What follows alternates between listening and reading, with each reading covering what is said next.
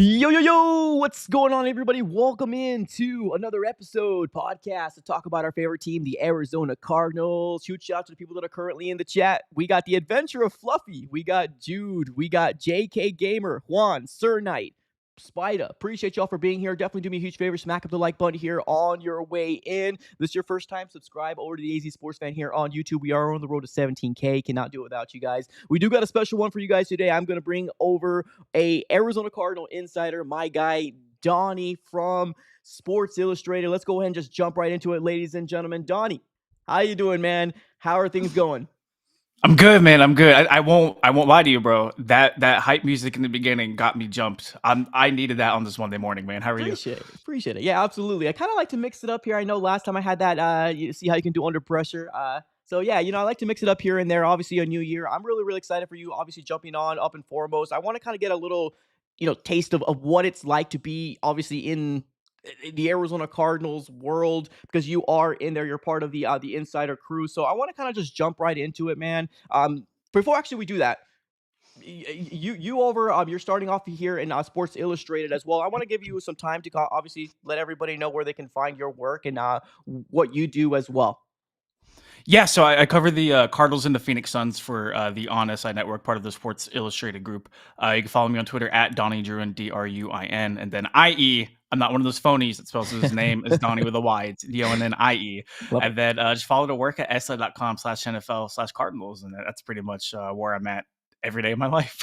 Heck yeah. Well, cool, man. Well, obviously, respect your work, man. Love everything you're doing. I appreciate you obviously being in the camp and kind of letting us know exactly what's going on. I want to kind of, dive into it a little bit and talk things about OTA. I think they're starting back up a little later on this week as well, but we at least got the first portion of week one of voluntary OTAs. What is your overall thoughts and what you've seen so far, either offensively or defensively? Kind of some standouts that you kind of want to talk about here heading into 2025.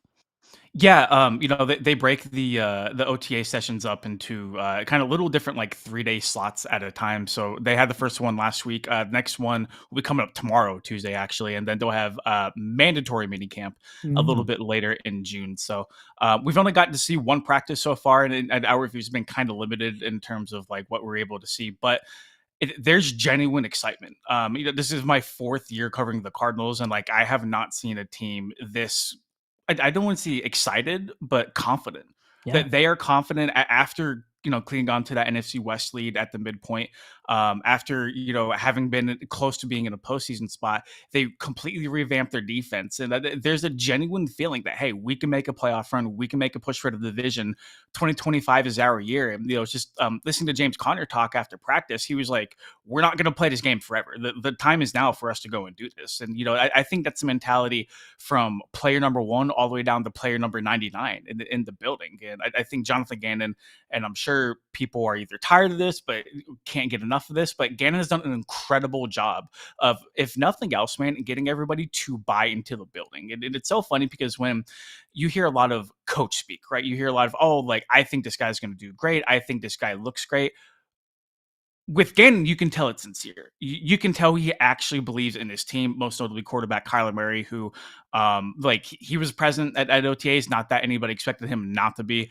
There were a handful of absences there that I'm sure we'll get into here in a little bit, but maybe standouts for me from the first portion of OTAs. Darius Robinson looks like they just locked him into a cellar with a bench press and unlimited protein. He looks like he ate Darius Robinson from last year. I mean, he just looks ginormous. And the same can be said for fellow first-round pick in 2024, Marvin Harrison Jr. Yeah. Marv really, really bulked up heading into his second offseason as an NFL player, and I think for a lot of the criticisms that he got, I think a body transformation number 1 was maybe a good step in the right direction for him. A lot of eyes, a lot of expectations on him. Other than that, there's not like too many standouts because like they're only in helmets, they're Right. just kind of like flying around and getting the base structures of everything settled. But I do want to say the play that they showed on social media where Kyler Murray rolled out to the right and threw a crossbody to Marv, who made like a pretty nice catch. I saw that live and I'm just like, oh my God, like, it's practice. It is what it is, but like, it's just that little juice gets you really excited for what this team can do heading into 2025.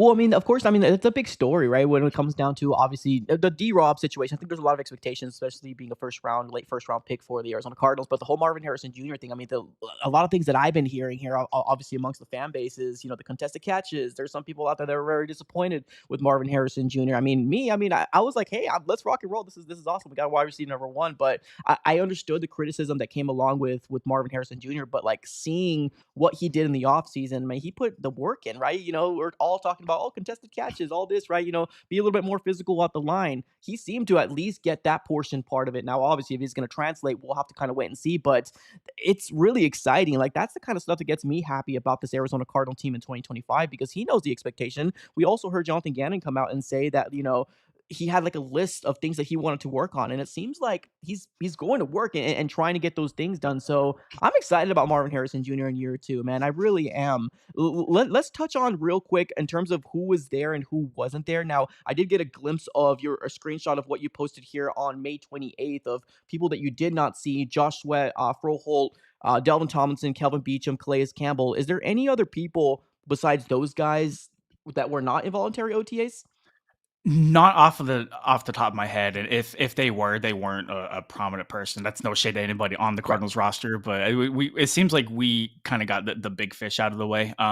Jonah Williams and Walter Nolan III were off to the side working. Williams is kind of rehabbing that knee injury that landed him on injured reserve at the end of last year, and then Walter Nolan, he's still unsigned. He's one of two Cardinals rookies to not have signed his rookie contract, but counterpoint to that, man, the other rookie who hasn't signed his contract, Will Johnson, he was practicing. So take that for what it is. I'm sure if I don't have any insight on Nolan's camp, but I'm willing Right. to bet it was like, hey man, you're not signed yet. You're a first round pick. Show up, put the jersey on, do stuff on the side. Don't do anything team yet because you don't want to get hurt before you sign your contract. This will be resolved very, very soon. That's my 2 cents. That's what I think is happening. But really, if you look at the absences, man, like none of them should worry Cardinals fans. Right. One of those guys are vets who have played a while in the NFL. Like Tomlinson, Campbell, and Sweat are all brand new signings to the Cardinals. I get fans probably want them to be out there as much as possible, just for the sake of cohesion and continuity. It The big thing for me was Jonathan Gannon before we went to practice was like all of those guys have communicated to me if Right. they were not going to be here. The communication has been great, so I don't have any worry about it. They're veterans. They're all under contract. It can't be for any of those other issues. So I have no stripes with anybody missing camp. No, absolutely. Let me ask you this real quick. I mean, there's another obviously a question mark going around the middle linebacking core right now with obviously Mac Wilson Sr. most likely going to be that will guy, or at least we think going from 2024 to 2025. That Akeem Davis Gaither position right there, because I know the Cardinals ended up bringing somebody else as well, if I can remember correctly, J Russell, if I can remember. We also did use a third round pick as well. Right now, does it seem like it's probably going to be the Keem Davis Gaither or like show at the Mike linebacking spot? Like, do you think that that's what's going to happen? Because I feel like he's probably one of Yeah, those guys that were very underrated in terms of like the signing that nobody really talks about, but that's a big hole that we don't have in the middle linebacking core. What are your thoughts on that? Yeah, so the loss of Kaiser White, I think, it might be a little bit bigger than people realize heading Yeah, into 2025. That's in terms of play, of leadership, and everything, man. He was really coveted by the coaching staff, especially Gannon and Rallis, obviously. Um, I wasn't too not hyped. I didn't think the Akeem Davis Gaither signing was like, okay, they got the Kaiser White replacement, and I think the right. Cardinals also kind of felt that too with drafting Cody Simon in the fourth round. But to me, like Mac Wilson obviously anchors one of those two spots. Whether he gets the green dot, I'm not super sure. I would like to think he will, but he is one of those versatile guys that will play off the edge, will play a little bit of linebacker. He can do a bunch of different things. If that changes with Josh Sweat, a healthy BJ Ozolari, we'll see. I'm really curious to see what Mac Wilson's role, like solidified, is going to be in 2025 because of the new additions and the guys returning from injury. If they played a game right now, I think it's Mac Wilson and Akeem Davis Gaither Right. as the two starters. I think Gaither does have some experience, but he played kind of off and on as a starter, I feel like, throughout his career. But if you're looking at position groups in terms of availability of how open it's going to be, that middle linebacker spot is probably the top spot that's a question mark. You could either make the case for that or maybe like right guard. Nobody knows, man. Nobody knows. I think that's Yeah. why a guy like Cody Simon is so intriguing because, yeah, he was a day three pick, but he was an early day three pick, defensive MVP of the national championship game, played at a prestigious program like Ohio State that pretty much is a factory for spitting kids out into the NFL, just in terms Right. of being able to prepare yourself as a pro. He also called the defense too, and I think that's very big for me. He was the one who relayed defensive calls for the Buckeyes last year. I think that experience will be very, very good. If not this year, then maybe a couple years down the road, just in terms of him being a middle linebacker at the NFL level. So I would not be surprised personally if Cody Simon makes a play for that starting spot at some point this year. I know that's very high expectations for a day three rookie, but you have to look at the room and who's available. And there's not a solidified guy, in my opinion, next to Mac Wilson at this point in time. Right. No, and I agree with that too. Like, here's the thing, and I see this in my chat all the time, and I just don't think this is gonna happen. I'm gonna ask your opinion. Don't give me any insight. Just what your opinion. Do you think there's any world that like Zaven Collins goes back to the middle linebacking position because of how much depth we got in that specific position now? Because we went so like I always like to say this on my live streams or all my videos. We went through a facelift. Like it's so crazy to compare what we had in 2024 to now 2025. It's an absolute facelift. We went like a whole 180. Like, do you think there's a world where Zaven Collins does move to the middle linebacking because there's just so much unknown, or you're like, nah? I don't think so, Yeah. man. I think they like him as an outside linebacker, and for what it's worth, he doesn't get pass production, but he's a very, very good run defender on the outside. And I honestly, if we want to get a little bit deeper into it, I think that's why they re-signed Baron Browning, is because Baron Browning has that pass rush upside, whereas Zaven Collins can be that early 1-2 down outside linebacker who can kind of play on rundowns. That's no slight to him, but like Zaven kind of is what he is at this Right. point in his career. I do want to say during the open portion of practice, so I can report to Zaven Collins was with the outside linebackers, Gotcha. and I feel like if they wanted to switch him to middle linebacker, they would probably have him at middle linebacker.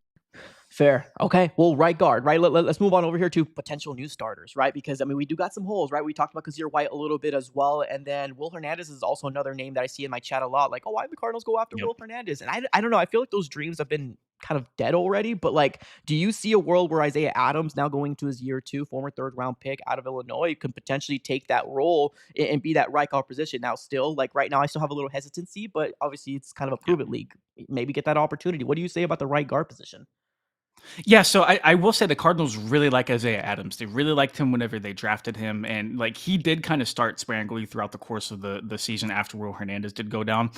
But I also think they like Will Hernandez, and I think maybe why Will Hernandez hasn't signed anywhere is because he needs to pass the physical, and Mm, that's not something he's able to do quite yet. When he'll be ready, I don't know. He did a really good sit down interview with PHNX at Super Bowl Radio Row, where he was like, "I'll be ready by the start of the season." Now, obviously, that's back in January, February. right. How he's progressed, nobody really knows. We have no idea where or what Will Hernandez is doing at this point in time. Everybody thought he was going to follow Clayton Adams to Dallas, the Cardinals Right. offensive line coach, whenever he got promoted to OC. But after drafting a guard in the first round, I think that dream's kind of dead. So it really seems like if Will Hernandez wants to return to Arizona, I think that can be a possibility. I just think maybe either the Cardinals are waiting for him to get healthy enough to where he can pass a physical so they can sign him, or maybe they do like Isaiah Adams. But I will say this: I'm not a fan of the depth that they Yeah. have, not only at guard but just across the board in general. Right. I think Isaiah Adams could be fine as a starter, but I would really like him as a depth piece, at least for Yeah. another year. I would be all in on re-signing Will Hernandez if he's healthy.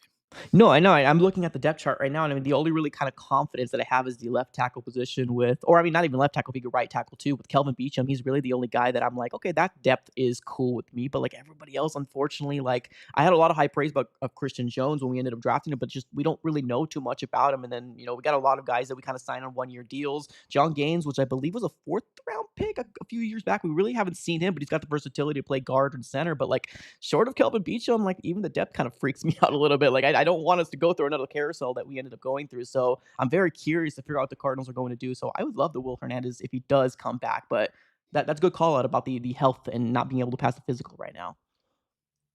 Yeah, it's so interesting too, man, because like it seems for the most part that the roster is settled, right? There's not too many more moves that the Cardinals can make where it's like, oh, okay, that really improved the team. But I do feel like Will Hernandez is one of the few exceptions to that, especially because like they did not touch the offensive side of the ball at all in free agency in the NFL draft. So they're really confident in continuity, really banking on that 2025 transformation. Well, let's talk about this real quick because I want to touch on Marvin Harrison Jr. and Dion, sorry, and Darius Robinson going into his year two. But let me talk to you about this real quick. I know that there was a question that was asked as well to Jonathan Gannon about a potential wide receiver, and then I think he also spoke with Burns and Gambo as well, and they ended up straight up asking him about like, hey, another wide receiver, can that be a thing for the Arizona Cardinals? And he seems pretty confident with the wide receiving group that they currently have right now. Now, obviously, it could be coach talk, but what are your thoughts in terms of, do you want the Arizona Cardinals to potentially go after a veteran like, guys like Keenan Allen or maybe an Amari Cooper, or are you confident saying, let's either give Greg Dortch or maybe Xavier Weaver, which I really do like, an undrafted guy last year, but what say you about the wide receiving core right now? Yeah, I was a very big proponent throughout the offseason that the current group of receivers could use the field stretcher, guy who can like just speed alone take the top off of a defense and really stretch things out for Kyler Murray and company.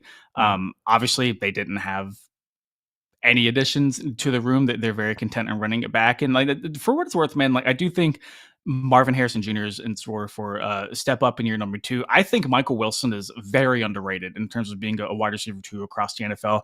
Greg Dortch, when he's given opportunities, has shown he can produce. It just sucks for him because in an offense where he's not even choice numbers 1 through 4, Right. he's just not going to get a lot of those opportunities. I was not a fan of the Zay Jones re-signing. He didn't show me enough last year personally. Agree. Between that and the suspension, I thought they just brought him back just to bring him back. They really like him. They really like a lot of their guys, and maybe rightfully so. Um, I really thought they could have benefited from just getting a guy who just like, you can't coach speed. Send him over the top, and either you're able to hit more big plays, which is something the Cardinals did not do at all or Right. enough of in 2024, um, or just get something different, man. Get Drew Petzing, get Kyler Murray a new toy to play with, because obviously down the stretch of last season it didn't work out. Yeah, and that's the thing too. That's one thing that I was really focusing on as well in this offseason. And I know I would be confident with a veteran as well, but like I said, man, it does feel like the Arizona Cardinals are probably going to run it back with, at least one, two, three being Harrison, Wilson, and Dortch. But that's the thing too. Like, we also got to look on the other side of the coin. Like, there's not a lot of teams that have a, obviously Trey McBride. So like that does Mhm. take a good portion away from, any of the guys in the depth chart that are going to try to get some sort of opportunity in the wide receiving core. So like, let's say for example, Marvin Harrison Jr. does have a breakout year, right? Over 1K. It's what we're all hoping for, fingers crossed. And then you got Trey McBride being a reliable guy. And I do agree with Michael Wilson being underrated. Obviously, Cardinal fans, he's made some crazy catches last year alone. And even when he was playing with Dobbs, like he actually looked to be pretty darn good. So like, and I'm just hoping that this passing game gets all this cleanup and all this miscommunication down, because that was another thing that we talked about last year in 2024. Like, the miscommunication between Kyler and Marvin Harrison Jr. was so, let me pull my hair out, because like it's just so bad. But like it kind of seemed like I got a little cleaned up. But I know that's one thing they're going to be working on. I know that they're, obviously working out with each other when they can. But let's move on over to like obviously year two, right? Marvin Harrison Jr. and Darius Robinson. Expectations, I'm assuming, within the building is that they're going to be taking a big jump. Is that correct? Very much so. Very much so. Marvin Harrison Jr. being the guy that he is. I really like how earlier in the show you highlighted how he went to Gannon and he gave him like a list of stuff that he wants to work on. I wanted to highlight that if there was ever a guy who was like made in a lab to be an NFL receiver, it is Marvin Yeah. Harrison Jr. Not only for the body, the build, but like he was obviously raised by Marvin Harrison Sr., great NFL receiver. Like he knows how to conduct himself as an NFL player. I say Yeah. that from listening to him talk in interviews to watching him work out. Like the guy is very meticulous. Every detail matters to him. He's not going to fail. Like if for whatever reason Marvin Harrison Jr. does not work out, it's not going to be because of him. It's going to be for a variety of other reasons. That this guy is a pro's pro. Like you could not draw him up to be a perfect professional going about his business any other way. And I think that's why they're so confident in him taking that year two jump, because you look at him, you look at everything that he does, everything that he can be. I think maybe it's a little bit on him. I think it's a little bit on Drew Petzing to put him in better situations. And if I see Kyler throw a 9 route to Marvin Harrison Jr. 7 times a game like we did last year, we're gonna have problems. I know Marvin's 6'4". He's not a Yeah. contested catch guy. He's not Calvin Johnson. He's not gonna go up and get it. That's just not who he is. He Yeah. wins routes early with his route running and his ability to separate. That's why the crossing routes work so well for him. And I think hopefully Drew Petzing noticed that heading into the offseason. I know the chat is very complimentary of Drew Petzing, as I can see They right love him. now, They but love him.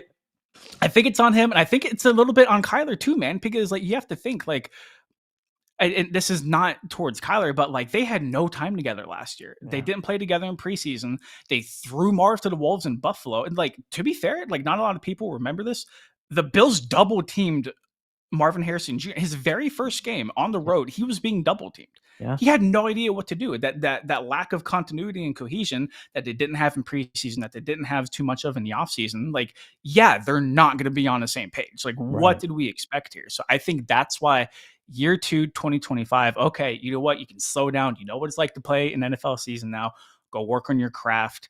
And I think Marv had a perfect example of it whenever we talked to him last week. We were like, hey, what are you working on? Like, what was a big point of emphasis? And he was like, I've been really big on film study, not so much watching like my breaks, but like where other defenders are around me, certain things I can do to win routes better. And it's just like the details are there.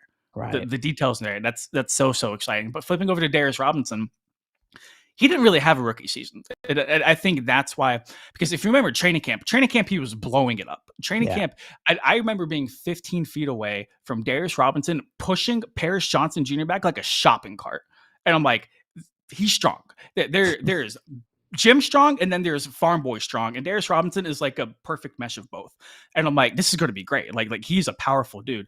Obviously gets hurt, tears his Achilles. That hasn't been confirmed, but Oh. tears his Achilles. But I'm not reporting that. It's just kind of Yeah. the general feel. The Really? calf Okay. injury. Whenever people say calf injury, they're dancing around most likely in Achilles.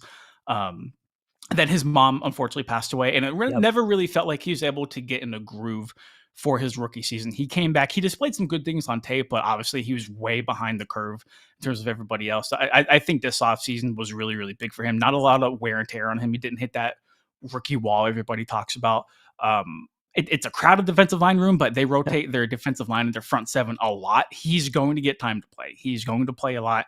He's going to be fine. But I think both of their first round picks are set for big jumps in year 2. Yeah, no, and I agree, and I think it was Tyler Drake, that ended up posting that picture of him sitting on that Yeah. concrete wall. Good lord, my goodness, man! It's just like, dang, I'm like, this is it's exciting, man. It really is because, like, you're right. Like, when it comes down to these guys that we brought last year, right? The guys that we drafted in the first round, it did feel like the Cardinals were like, okay, we got these two big positions of need that we got. Let's just throw them in there. Now, obviously, it didn't work out for Darius because obviously the injury, and then his mom ended up passing away, so it did take him a little bit longer to get on the field. But it was just like kind of not thrown to the wolves, but kind of like, all right, make it work. You guys are our guys. But now that you're looking at the defensive line and all the big upgrades, that's only going to help Darius Robinson, right? Just Josh Mhm. Sweat, Dalvin Tomlinson. You ended up bringing back Baron Browning, which to his own right, he actually did pretty darn solid. Bijo Ojolari, we still don't know what he's going to be, but I'm really high on Bijo Ojolari. If he could stay healthy, I Mhm. think it's going to be pretty darn fantastic. Calais Campbell, your veteran. And I know some people aren't really high on Justin Jones and Bilal Nichols. I do think that they're depth guys, but I think they're also going to be good rotational guys for the Cardinals as well. So,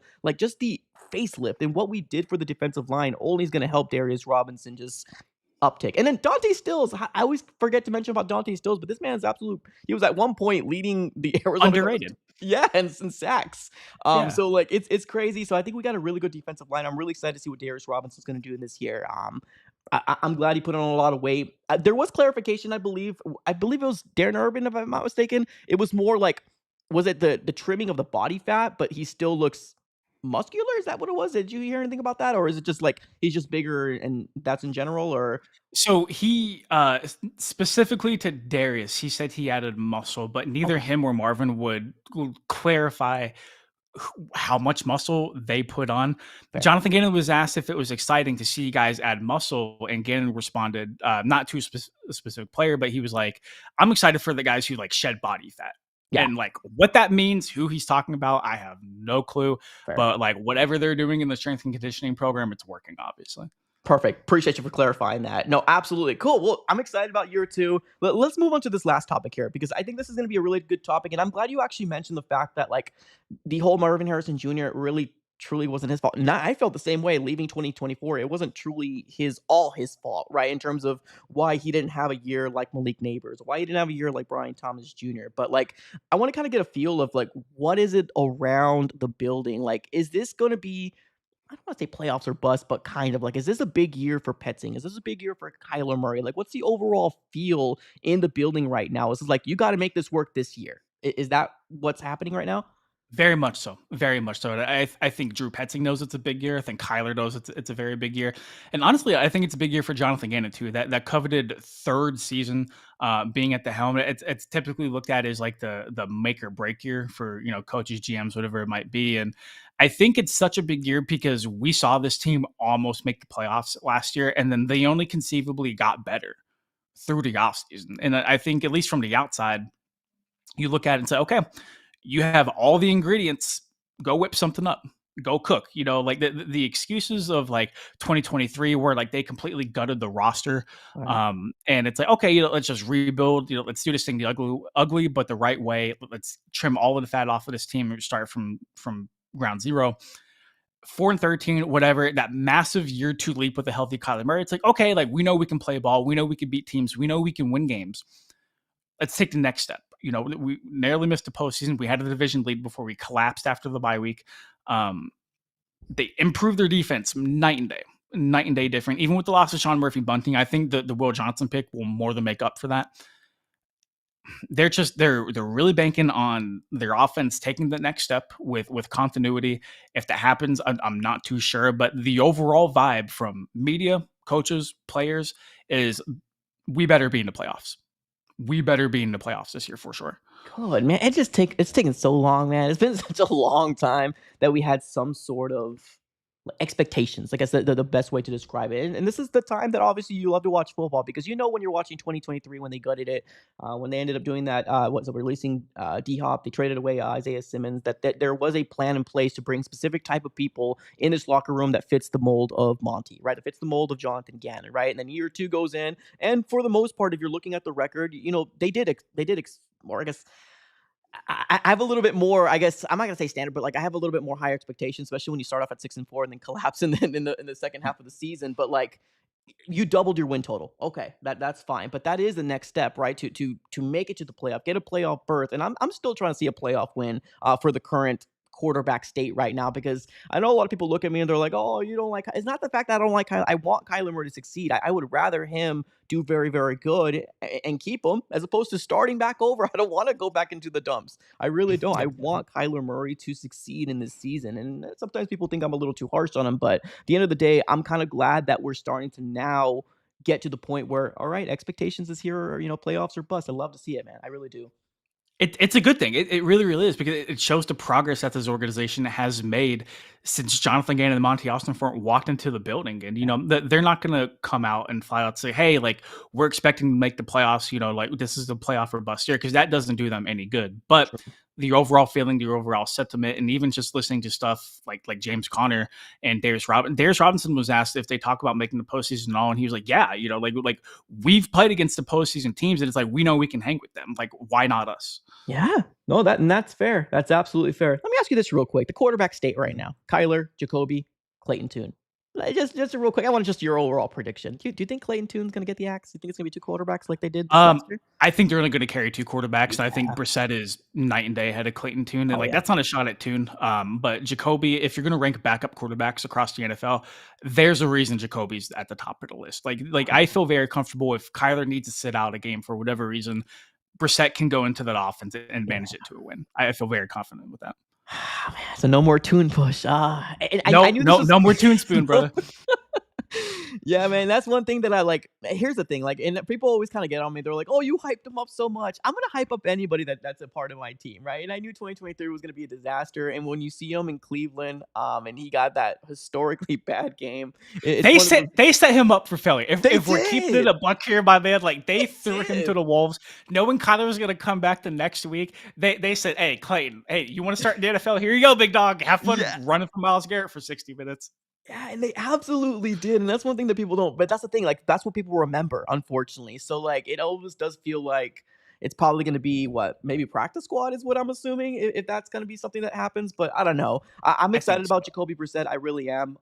The running back core, I know people that wanted Cam Scatterboo a lot, but, like, it's just because the ASU ties, but I'm really high on Trey Benson. I feel like Mhm. Trey Benson can be really, really good here with the Arizona Cardinals, offense as long as he can stay healthy, obviously James Conner as well, but, let me ask you this one last question, then we'll be closing up shop. I hear Jonathan Gannon, and we always like to say it might be coach talk, but do you truly feel like we got a 1-2 punch with James Conner and Trey Benson? 100%. Yeah, I think Benson struggled out of the gate for yeah, sure his rookie season. I think you saw it click like about like halfway through. And granted, he didn't have a lot of run because James Conner, deservedly so, was the workhorse back here.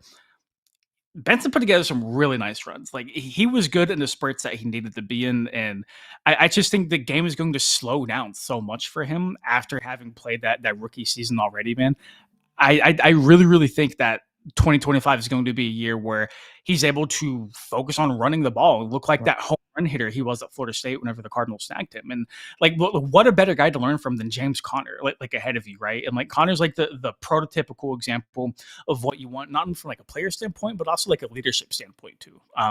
I still think JC's the guy. I still think Connors is going to get majority of the workload. I do think Trey Benson works his way into the rotation maybe a little bit. I'm curious to see what happens in the tail end of that running back depth room too. Because Amari DiMercado, um, what's his name, Michael Carter, Michael like Carter.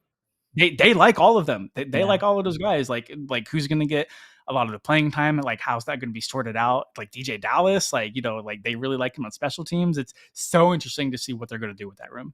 The funny thing is that I made such a big whiff of like Michael Carter not making the 53, and I think there's a lot of fans that made a big whiff of it as well. I get Marmar DeMarcado, especially because I was there in training camp, obviously just being a fan watching, and it did just seem like Mario DeMarcado was going to get the nod. But I don't know, there's something about Michael Carter whenever he gets the opportunity. I know he's a smaller guy, but like just what he does is so different than what James Conner does, and what potentially Trey Benson can do. So that's one of the main reasons why I wanted him to make the 53. But another decision here for the Arizona Cardinals heading to 2025. We'll have to kind of wait and see how that shakes out. But Donnie, again, I appreciate you for jumping on, man. Go ahead and let everybody know in the chat here again where they can find you, what you guys are building over there, in SI over there. I know you guys got some things going on over there, and then we'll close up shop. Yeah, you guys can follow me on Twitter at Donnie Druin and follow my work at si.com/NFL/Cardinals. We also have a YouTube page, Cardinals on SI. Go and follow us there. And yeah, really, really big fan of the show, man. And anytime I can hop on, I would absolutely love to. Shout out to the chat. This chat was the first time I've ever seen the Carson Palmer comparisons, and that has followed / borderline haunted me ever since the first time I came on the show. So I want to give a shout out to you in the chat, man. Yeah, absolutely. It's funny. I never wanted, but it do, man. It's so trippy. You really do. Is it? You do. You look like Carson Palmer. It's trippy. Yeah, it's so trippy. But I'll hey, I take the mean, bank account. yeah, well, there you go, right? I guess we can't have it all. But Donnie, I absolutely appreciate you jumping on, man. We would love to have you on a lot more, especially being the guy in kind of getting the feel, because at the end of the day, I can't get enough of Cardinals, man. This is one of those things where I want this team to succeed so bad that like my Sundays kind of get ruined, or my week gets ruined if they don't win. So Yeah. I appreciate all your work and everything that you do over there. We'll close up shop right here. Everybody in the chat, appreciate you. Go ahead and make sure you sub over to Cardinals on SI. Is that correct? Yes, sir. All Yes, right, sir. Cardinals on SI, and then also follow my guy here on X and Twitter as well. I will be having everything here on the description of the video, so appreciate y'all for tuning in as always. We'll be closing up shop. Have a great rest of your day, and as always, go Cardinals.